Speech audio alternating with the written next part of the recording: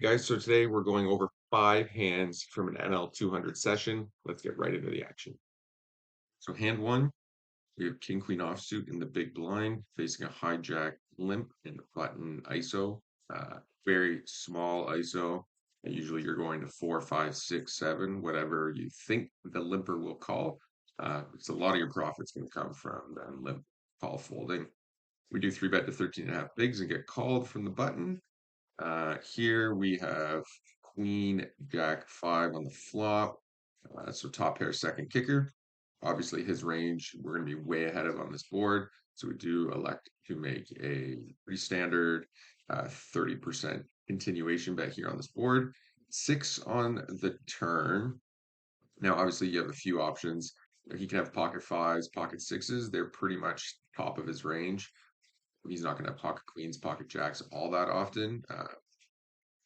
So he's gonna have a lot of queen 10, he's gonna have some queen jack, some ace queen, but he's gonna have a lot of king 10, a lot of jack X, a lot of weaker like queens like uh, queen 8, queen 9, 10 suited. So as you can see here, we did elect to shove, and solver shows 50% to 75% is standard. However, given the exploits we have on him, we expect him to call all of his draws, so we do elect to shove. And he tanks for a little bit and eventually does fold, and we take down a good size pot. And number two, we have king queen off on the button facing a cutoff open. We do elect to 3 bet. Everything pretty standard here. Pre-flop, small blind tanks for a minute and folds, and big blind elects to overcall. A lot of times this is like 10 jacks. So he does donk out into us. Obviously, given stack sizes, there's nothing really to do here but shove. And the fact that this guy's like a 50 VPIP player just goes to the fact that he can have a massive range here. 10s, jacks, 9x. And in this case, ace deuce offsuit, no heart. So we do get the money in extremely good. And we let the hand run out. 6 of heart on the turn. Great for our hand. He's dead to 2 cards now. And we do hold and take down the whole thing. On to hand number 3. We have pocket aces on the button. Cutoff opens. I think you know what's going to happen here. We do go for a smaller 3 bet given stack sizes.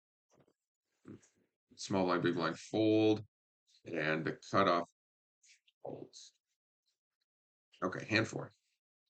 Pocket aces here in the big blind. Best potential spot to have them. Most likely get paid off here given the wide ranges we 3-bet with from the blinds. And the willingness for other players to mix things up.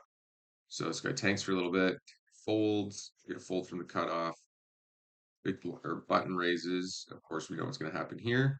We go for a 3-bet. I prefer 10 given aces because we want the action, so we do go a little bit smaller here. And he folds. Okay, hand 5. Pocket queens in the big blind. Hijack opens, button folds, small blind folds. We go ahead and 3-bet. And he's in the tanker here for